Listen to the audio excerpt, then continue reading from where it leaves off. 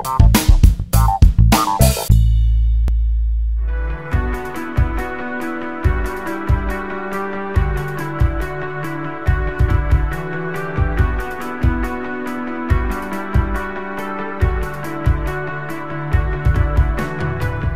ден на поезијата одбележавме на многу уникатен начин, што се случува сега прв пат во Македонија, а се случува во 23 земји во светот и се вклучени повеќе од 1100 локации.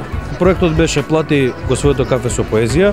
Овој настан се одвиваше на 3 локации, значи тоа е Дион на Кеј, Наргиле во Чаршијата и Паладиум во Капиштец. Почнавме со акцијата Плати кафе со поезија.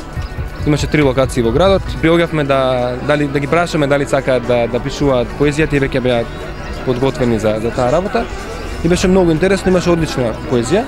Победничката песна, јас мислам дека може да влезе во која и да е македонска антологија на современата македонска поезија, иако девојката по професија воопшто не е поетеса.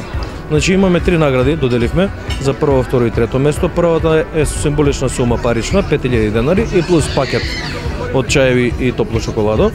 И за другото, второ и трето место имаме исто пакети за добитниците на наградата. Малку по малку отпаѓа еден по еден отпаѓа, одбравме прво 10, па 7-8, па 5, па од тие 5 одбравме тројца.